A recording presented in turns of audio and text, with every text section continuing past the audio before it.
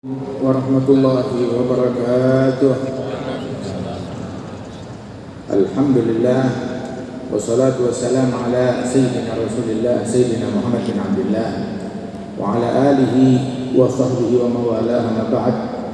Kita bersyukur kepada Allah Subhanahu wa taala pada siang hari ini bersama-sama kita berkumpul di Masjid Istiqlal yang merupakan simbol daripada bangsa dan negeri ini. Alhamdulillah, nikmat dari Allah Ta'ala kita merayakan dan bersyukur kepada Allah Ta'ala atas datangnya tahun baru Hijriyah 1 Muharram 1445 Hijriyah, 1445 tahun sejak hijrahnya Nabi besar Muhammad sallallahu alaihi wa alihi wasallam, hingga kita bersama-sama berkumpul di tempat ini bersama para ulama dan juga para umara di sini. Alhamdulillah, Imam Besar Masjid Istiqlal Profesor Nasruddin Umar dan juga Bapak Menko PMK Bapak Muhajir dan juga Bapak Wakil Menteri Agama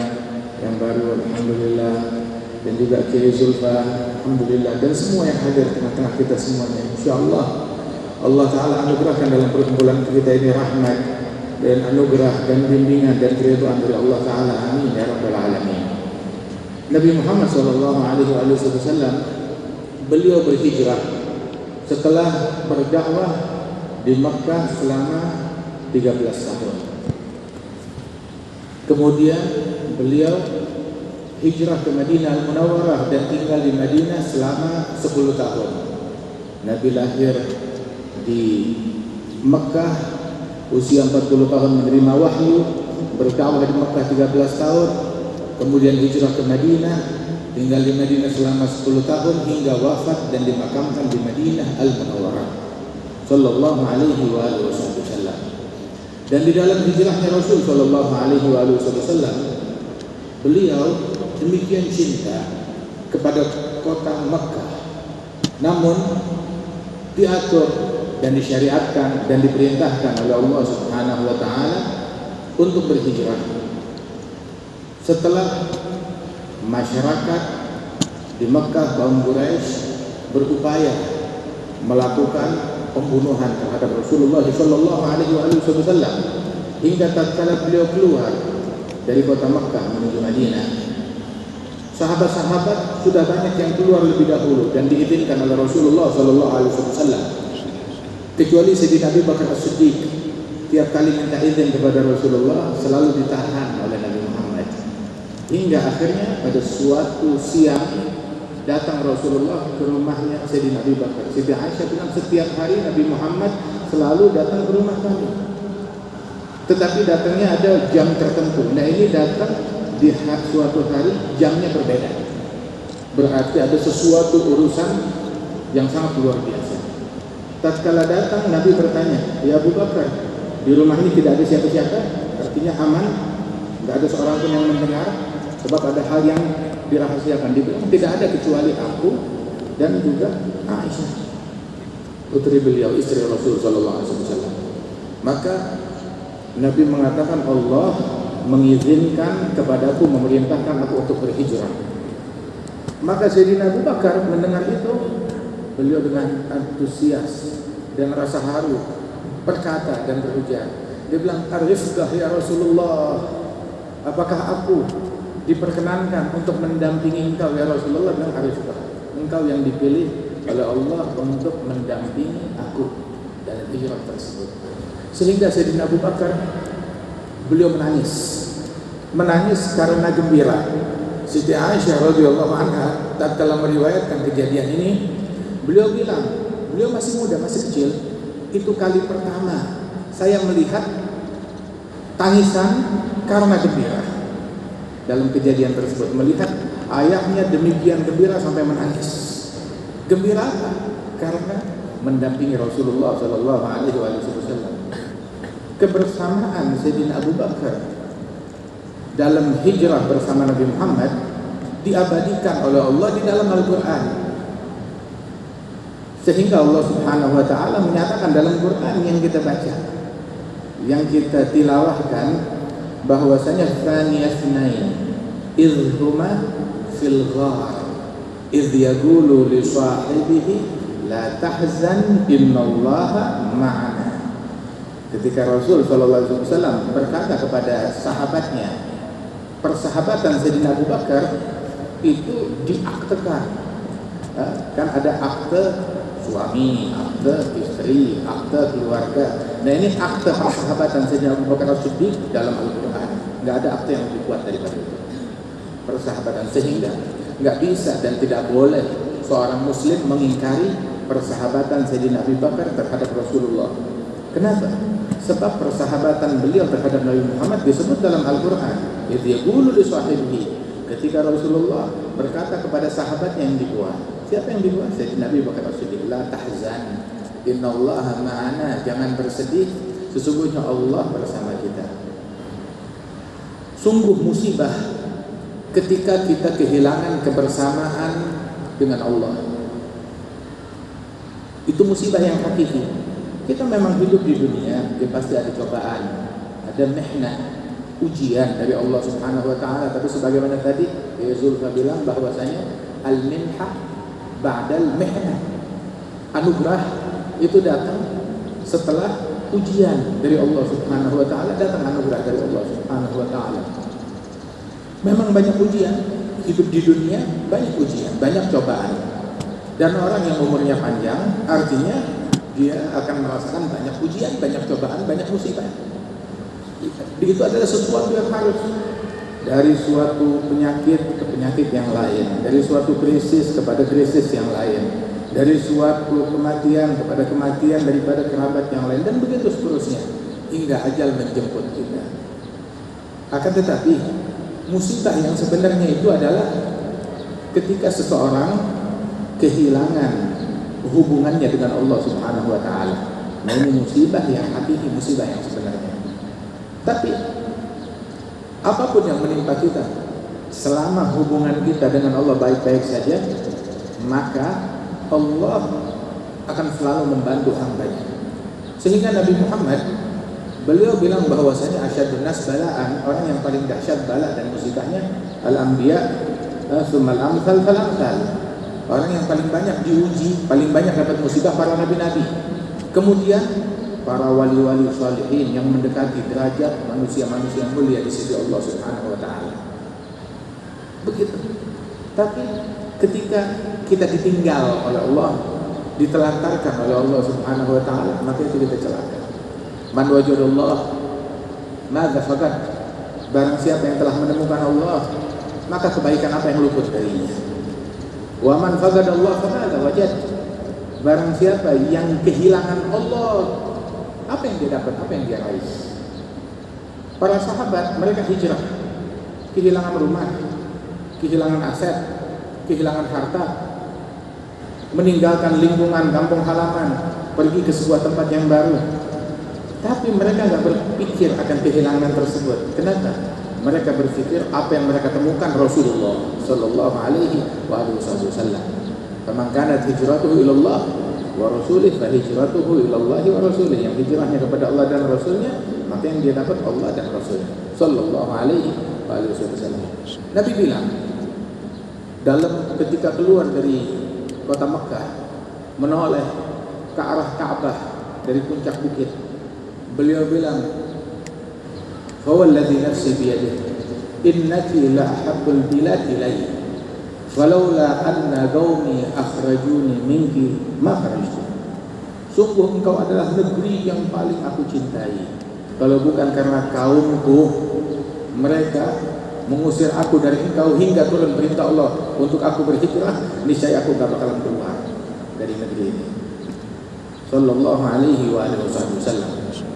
Hingga sampai beliau di Madinah tetap hatinya itu condong kepada Makkah. Tetap kalau beliau di Madinah itu kiblat yang ikut sesuai yang mereka kerjakan waktu di Makkah. Jadi waktu di Makkah itu waktu sholat kiblatnya ngadep ke Ka'bah sekaligus Baitul Maqdis. Kiblat dari zaman dahulu itu para nabi-nabi ke Baitul Maqdis. Nah Rasulullah cinta kepada Ka'bah. Jadi sholatnya di sisi itu, sisi rukun Yamani, bainal ruknain Yamaniyah. Jadi menghadap Ka'bah sekaligus Baitul Maqdis. Itu sholatnya Nabi Muhammad. Tapi begitu hijrah ke Madinah, kalau ngadep Ka'bah, Baitul Maqdis ada di belakangnya. Kalau ngadep ke Baitul Maqdis, Ka'bah ada di belakangnya. Sedangkan disyariatkan kiblat itu ngadepnya ke Baitul Maqdis. Jadi mau tidak mau harus membelakangi Ka'bah berbulan-bulan dalam keadaan demikian. Tapi hati Nabi Muhammad condong ke Ka'bah hingga menanti-nantikan datangnya wahyu dari Allah Subhanahu wa taala. Hingga Allah taala katakan, "Qad nara tagalluba wajhika fis sama, falanuwalliyannaka qiblatan tardaha fawalli wajhaka syatral masjidil haram." Kami telah melihat wajahmu yang kau tengadahkan ke langit, menanti-nanti perintah dari Allah Subhanahu wa taala, agar berharap agar datang perintah dari Allah dialihkan kiblat. Sungguh kami akan arahkan wajahmu, kiblatmu ke kiblat yang engkau ridhai.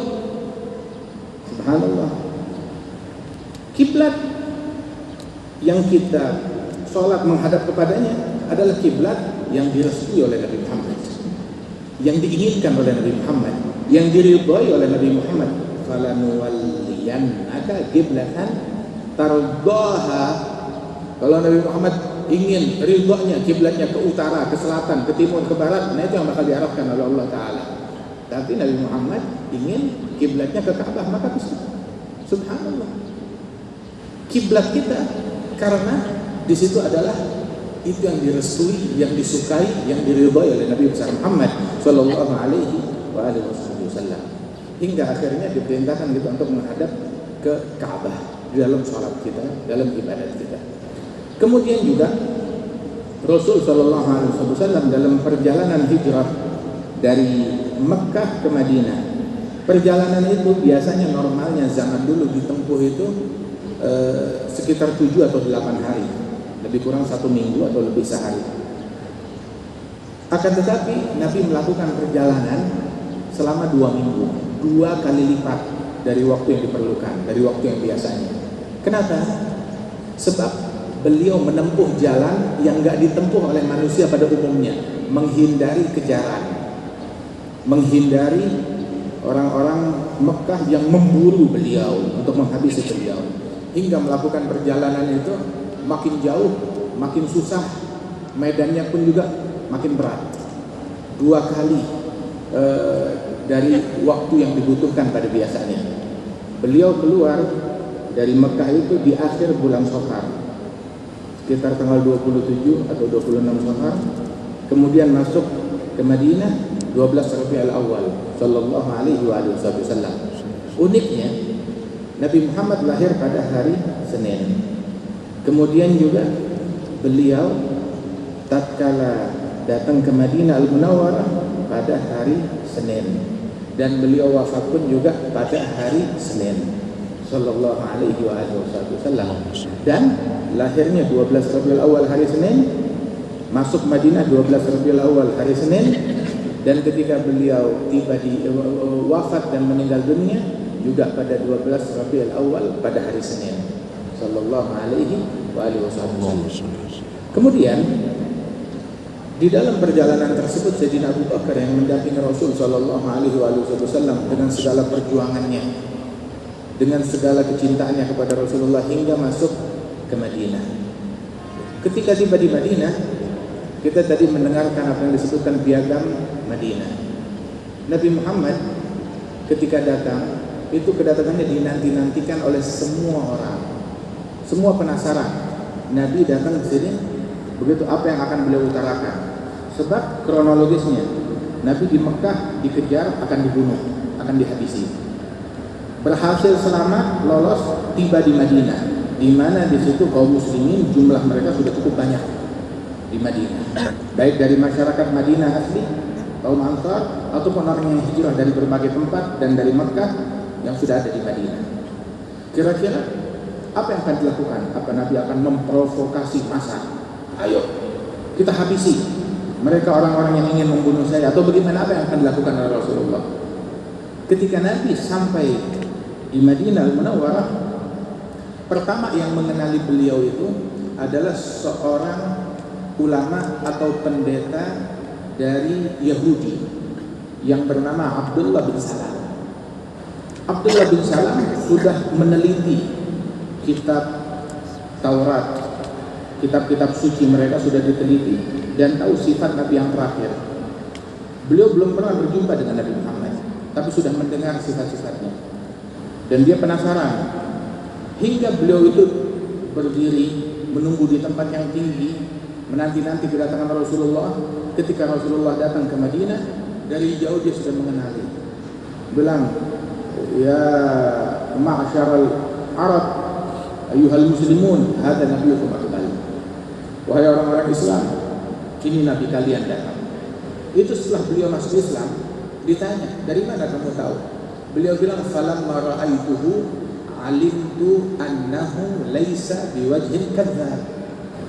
Begitu aku pertama melihat wajah Rasulullah, aku langsung tahu wajah ini bukan wajah pendusta. Subhanallah. Dan pendusta itu enggak mencerminkan Islam, enggak mencerminkan sunnah Nabi Muhammad, enggak mencerminkan keimanan sama sekali.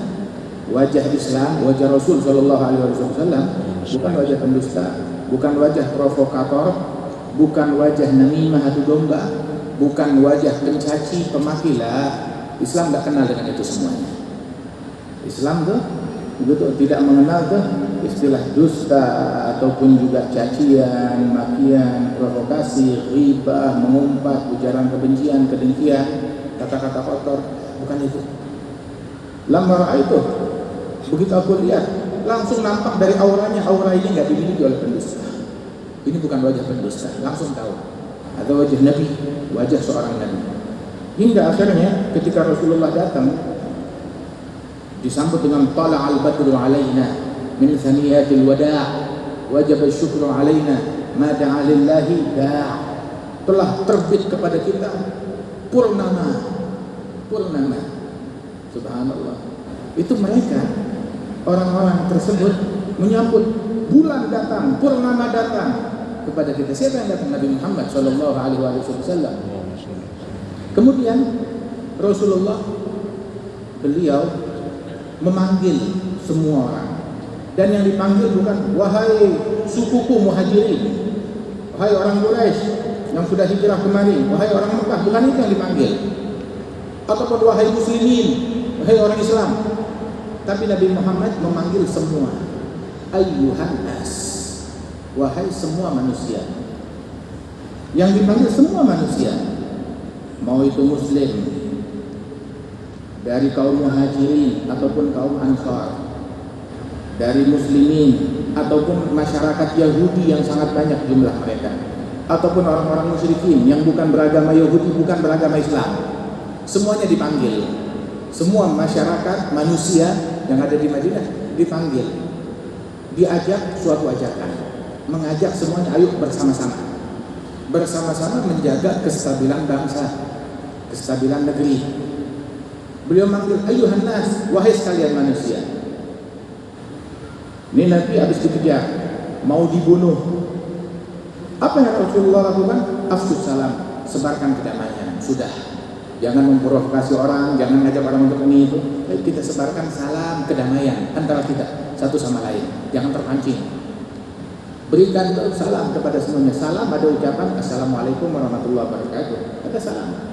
Tapi juga ada hakikat salam, jaminan keselamatan. Ketika kita mengucapkan assalamualaikum kepada satu orang, artinya kamu selamat dari gangguan mulutku, dari gangguan tanganku, dari gangguan hatiku. Gak ada prasangka buruk, gak ada niat buruk terhadap kau. Itu makna salam. Sebarkan salam. Itu fil Bukhari dan di ta'liq itu bahwasanya di antara kebaikan Islam badlus salam lil alam, memberi salam kepada semua orang. Ala man arafta wa man lam ta'rif, memberi salam kepada orang yang kamu kenal ataupun yang tidak kamu kenal. Itu kebaikan Islam. Beri salam kepada semuanya. Jangan ganggu siapapun juga. Afsus salam, sebarkan salam. Silul arham, sambung silaturahmi. Orang mentang-mentang kalian baru masuk Islam, baru kenal nama Islam, terus putus ke sana, bukan ajaran Islam. Justru Islam nyemangatin sambung silaturahmi. Walaupun masih ada keluarga kalian yang beda agama, jangan diputus, sambung. Islam nggak mengajarkan untuk memutus, tapi mengajarkan untuk menyambung. Silul arham, at'imut ta'am, kasih makan orang, beri makan semua orang, kepada siapapun. Dalam Al-Quran Allah memuji, yut'imuna ta'ama ala hubbihi miskinan wa yatiman wa asira. Itu disifatkan untuk mereka, orang-orang yang istimewa yang dekat dengan Rasulullah, memberikan makanan yang mereka suka. Kepada siapa? Miskinan wa yatiman. Orang miskin, anak yatim, ya wajar. Tapi ada yang unik. Yang ketiga, asira.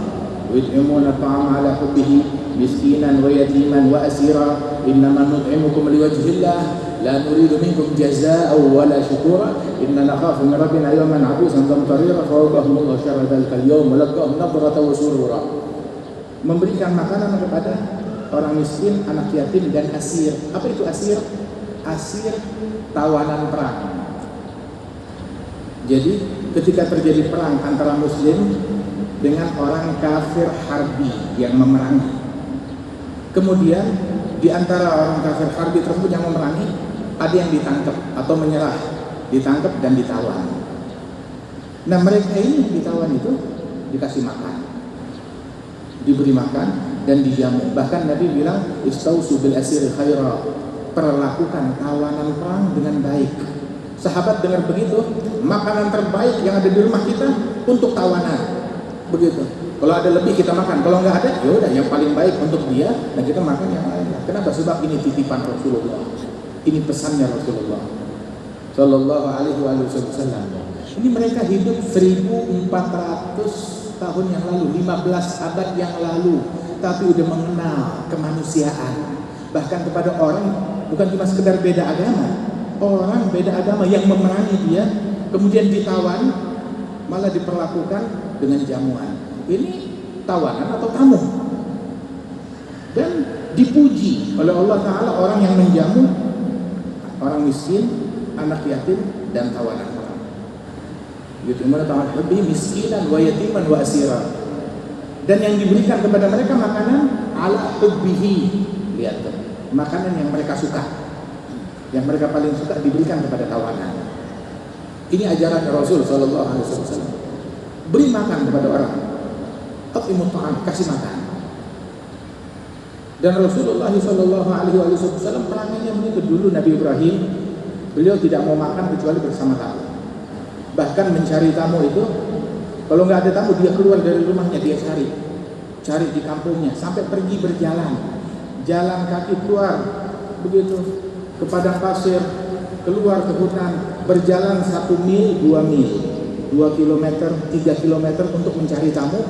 Kalau ketemu dia ajak ke rumahnya untuk dijamu, diberikan makanan. Itu ada satu kali, dulu tuh ada tamunya beliau datang, minta dijamu. Saya orang asing di sini, saya minta dijamu. Dia bilang, apa agama kamu? Ternyata agamanya beda dengan Nabi Ibrahim. Dia bilang, kamu ikut agama saya, baru saya berikan kamu jamuan. Orang itu menolak, dia pergi. Baru diucapkan begitu oleh Nabi Ibrahim, Allah Ta'ala menurunkan wahyu, menegur Nabi Ibrahim, ya Ibrahim, orang ini bertahun-tahun tidak beriman kepadaku, bersalah kepadaku, aku nggak pernah putus rizkinya 1 hari pun juga. Baru hari ini rizkinya aku wakilkan melalui engkau ajukan syarat ini dan itu. Maka Nabi Ibrahim menyesal, bertaubat kepada Allah, dicari tuh orang, ditarik ke rumahnya, bilang tadi saya minta dijamu kamu nggak mau, sekarang kamu maksa saya. Bilang iya, gara-gara engkau aku ditegur oleh Tuhanku. Subhanallah. Hingga itu orang tertarik untuk masuk ke dalam agamanya Nabi Ibrahim karena melihat kebaikan yang di dalam ajaran Allah Jalla Jalaluhu Ta'ala Ta'ala. Subhanallah. Itu disebutkan bahwasanya Nabi Ibrahim dan Nabi Ismail selesai membangun Ka'bah, Allah Ta'ala mengatakan kepada Nabi Ibrahim yang baru selesai membangun, merapikan bangunan Ka'bah, itu Allah Ta'ala nyatakan, ya Ibrahim, lugmah taj'aluha fi batn ja'i' khairun indallah min bina'il Ka'bah. Wahai Ibrahim, satu suap makanan engkau berikan kepada orang yang kelaparan lebih baik di sisi Allah daripada membangun Ka'bah pahalanya. Kita sekarang kalau mau urunan, ayo kita kumpulin sumbangan buat bangun Ka'bah, nggak bisa. Begitu. Ada yang pernah nyumbang semen untuk Ka'bah? Nggak ada. Mau nambahin satu batu buat Ka'bah, nambahin satu batak, nggak bisa buat Ka'bah. Tapi ada, kita bisa dari pahala yang lebih besar daripada itu semua. Kasih makan orang. Kepada siapapun juga. Fil Bukhari, wanita diselamatkan dari api neraka. Dia udah tervonis harus masuk neraka, tahu-tahu diampunin dosa-dosanya oleh Allah Ta'ala gara-gara memberikan seteguk air kepada anjing yang hampir mati kehausan. Kata Fil Bukhari. Dan di Bukhari itu ada dua riwayat. Yang satu menyebutkan seorang wanita, yang satu lagi menyebutkan seorang laki-laki.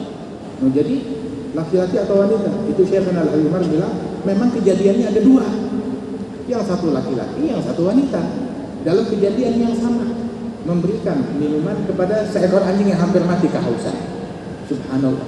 Apalagi kepada sesama umat manusia. Berbagi kebaikan. Shallu bil lail wan nas niyam. Salat di malam hari ketika manusia tertidur. Rasulullah sallallahu alaihi wasallam beliau ngajak semua orang untuk menjaga kestabilan negeri, untuk menjaga keamanan. Sebab negeri kita, alhamdulillah, Indonesia ini alhamdulillah nikmat dari Allah. Negeri yang aman, negeri yang damai, masyarakatnya pun juga akhlaknya paling bagus sedunia. Betul apa yang tadi Pak Zulfa sampaikan. Kita banyak bertemu orang di luar negeri, mulai dari orang, bukan cuma orang yang berjumpa dengan masyarakat Indonesia saat melakukan ibadah haji dan umrah, bahkan yang datang ke negeri Indonesia ini, baik dari orang Timur Tengah, dari Yaman, dari Saudi Arabia, dari Mesir, dari Maroko, bahkan juga dari Eropa, dari Amerika, dari mana-mana tempat. Mereka semuanya mau tidak mau mengakui akhlaknya rakyat Indonesia adalah akhlak yang paling bagus, santun, ramah, peduli kepada sesama. Sampai mereka bingung. Orang Singapura aja bingung. Ada teman saya di Singapura bingung. Datang masuk ke restoran, ya, ke warung. Tahu-tahu di sebelahnya ada orang Indonesia mau makan, dia mau makan, ayo silahkan. Waduh, bilang di negeri saya nggak pernah seperti itu.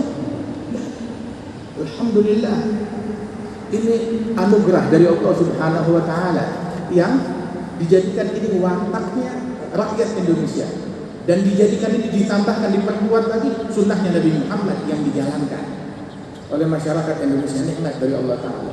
Kita berkumpul, mau itu hadir perayaan 1 Muharram atau perayaan Isra Mi'raj atau perayaan Maulid Nabi Muhammad sallallahu alaihi wasallam.